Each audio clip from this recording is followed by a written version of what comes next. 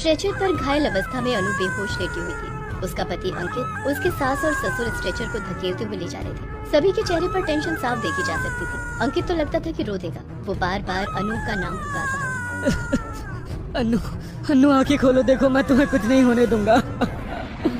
अनु की सास की आंखों से झरझर कर आंसू निकल रहे थे। वो भी बार बार अपनी बहू को जागने के लिए कह रही थी। अनु, अनु बेटा, हम अस्पताल आ गए, तुम्हें कुछ नहीं होने देंगे, हम कुछ नहीं। डॉक्टर अनु की हालत देखकर उसे तुरंत आईसीयू में ले गए। आईसीयू के बाहर खड़ी सुभद्रा पुरानी बातों में खो गई। कल तीज का त्योहार था। सभी सुहागिनें इस त्योहार के लिए तरह तरह की खरीदारी कर रही थी। कोई पूजन सामग्री खरीद रहा था तो कोई नई साड़ी, कोई पकवान बना रहा था तो किसी के मायके से तीज की साड़ी और श्रृंगार का सामान आया था। सभी के मन में तीज को लेकर उत्साह और उमंग था। अनु भी तीज की तैयारी कर रही थी, लेकिन उसकी सास सुभद्रा अपने पति जयशंकर के पास बैठी भुनभुना रही। उसका तो मुंह चढ़ा हुआ था। तीज पर बहुओं के ससुराल से कितनी सारी चीजें आती है, लेकिन एक हमारी ये बहू है। जैसे इसका रंग काला, वैसे ही इसके खानदान के लोगों की नीयत काली थी। खुद तो अपनी बला हमारे सर पर डालकर निकल लिए और हमें फंसा दिया। अरे छोड़ो भी सुभद्रा, क्या सुबह सुबह तुम अन्नू को कोसने लगी। आप चुप रहिए जी। आपके कारण ही मेरे बेटे की किस्मत इस काली कलूटी की तरह काली हो गई है। कहाँ मेरा बेटा अंकित और कहाँ ये गोबर चुनने वाली शक्ल की अनु। सुभद्रा को अपनी बहू बिल्कुल पसंद नहीं थी और उसके दो बड़े कारण थे। एक तो अनु का रंग कोयले की तरह काला था और दूसरा वो बहुत ही गरीब घर की लड़की थी। कुछ दिनों पहले की बात है। जयशंकर जी अपने एक दोस्त शंभू से मिलने उसके गांव गए हुए थे, क्योंकि उसकी तबीयत बहुत ही खराब थी। लगता नहीं है कि अब मैं बचूंगा जयशंकर। अरे तू ऐसी बातें क्यों कर रहा है?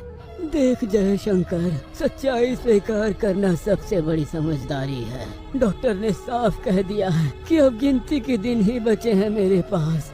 ये कहकर शंभू जयशंकर को पकड़कर फूट फूट कर रोने लगता है। देख तू ऐसे रो मत यार, तूने तो आज तक मेरे आंसू पोंछे हैं, मुझे सहारा दिया है। मेरा तो कोई नहीं था यार, तूने ही अपनी छोटी सी जमीन बेचकर मुझे पढ़ाया ताकि मैं अपने सपने पूरे कर सकूं।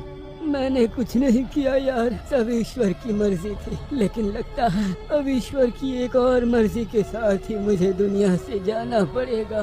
लगता नहीं कि मैं अपनी बेटी अन्नू की शादी कभी देख पाऊंगा। क्यों, क्या हुआ?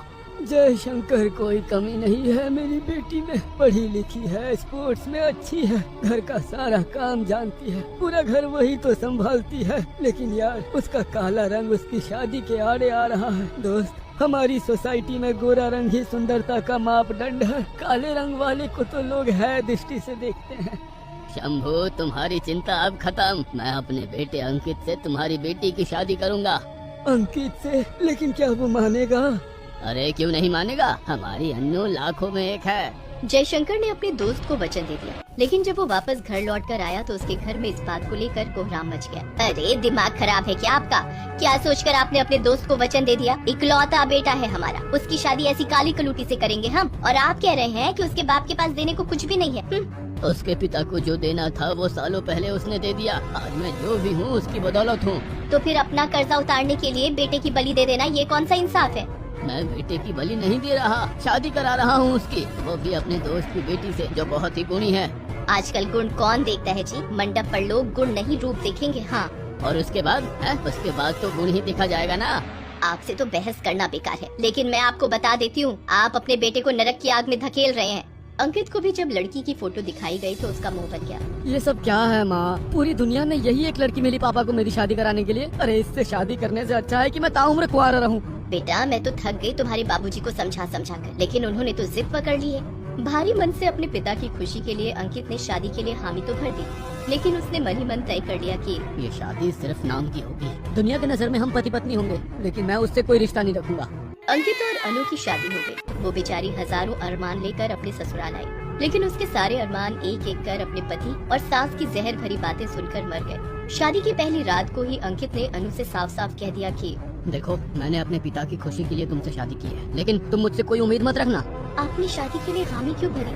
अरे मैं क्या करता, मेरे पापा जिद पकड़ कर बैठ गए। देखो, उन्होंने जो भी किया, लेकिन है तो मेरे पिता ही ना। मैंने मजबूरी में उनकी बात सुन ली। मेरे काले रंग से आपको भी दिक्कत है ना? हाँ है। अरे तुम कहाँ और मैं कहाँ, मेरे दोस्त, मेरी सोसाइटी सब थूकेंगे मुझ पर। अनु की सास भी उसके काले रंग और उसकी गरीबी के लिए उसे हर पल ताने देती रहती। अरे क्या कहूँ सुषमा, मेरी तो किस्मत ही फूट गई। क्या करती तुम्हें शादी में बुलाकर? सबकी तरह तू भी मेरा मजाक उड़ाती। अरे जब भी मैं अपनी बहू को देखती हूँ तो लगता है कि किसी पूर्व जन्म का श्राप मेरे गले पड़ गया है। अनु हर दिन खून के आंसू शिव शंकर और माँ गौरी के सामने रोती और उनसे अपना दुख कहती। हे ईश्वर, ऐसा क्यों है कि एक और लोग काली माँ की पूजा करते हैं, दूसरी ओर एक काली लड़की को जिल्लत का सामना करना पड़ता है और लोग उसे बोझ समझते हैं। हे ईश्वर, जब सभी को गोरे रंग वाले और अमीर लोग ही चाहिए तो फिर काले और गरीब लोगों को तू क्यों बनाता है, क्यों बनाता है?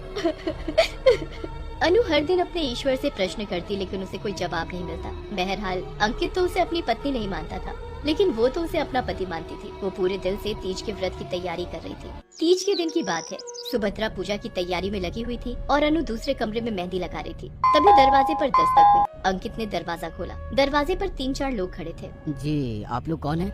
सर, हम लोग बिजली डिपार्टमेंट से हैं। बारिश का मौसम आ रहा है, इसलिए हम लोग सभी घरों की कनेक्शन चेक कर रहे हैं, ताकि अगर कोई खराबी हो तो उसे ठीक कर दिया जाए, नहीं तो फिर बारिश में आप लोगों को परेशानी होगी। अगर आप लोग इजाजत दें तो हम लोग कनेक्शन चेक कर लें। अरे हाँ, आप लोग अंदर आइए ना। वो चारों आदमी अंदर आ गए। अंकित दरवाजा बंद करके अभी मुड़ा ही था कि उसमें से एक आदमी ने एक बंदूक निकालकर उसकी कनपट्टी पर लगा दी। अरे क्या कर रहे हो? कौन हो तुम लोग? देखो, हम अपना इंट्रोडक्शन किसी को नहीं देते, केवल अपना काम करते हैं। चलो तिजोरी की चाबी निकालो और फटाफट सारा माल हमें दे दो। देखो, तुम लोग ये ठीक नहीं कर रहे हो, मैं शोर मचाऊंगा। इतनी देर में एक बदमाश ने सुभद्रा के पति के गले पर चाकू रख दिया। सुभद्रा कुछ समझ पाती तभी एक और गुंडे ने उसकी भी कनपट्टी पर पिस्तौल लगा दी। अरे कौन हो तुम लोग? अरे आंटी जी, पिस्तौल और चाकू आपके गले पर रखी है और फिर भी पूछ रहे हो कौन है हम? तो हम शरीफ लोग हैं। लेकिन वो क्या है ना कि हमारी शरीफी से पेट नहीं चलता हमारा, इसलिए थोड़ी लूटपाट कर लेते हैं हम। देखो, अब ज्यादा सवाल जवाब किया ना तो बेकार में सबका ऊपर का टिकट कटा दूंगा।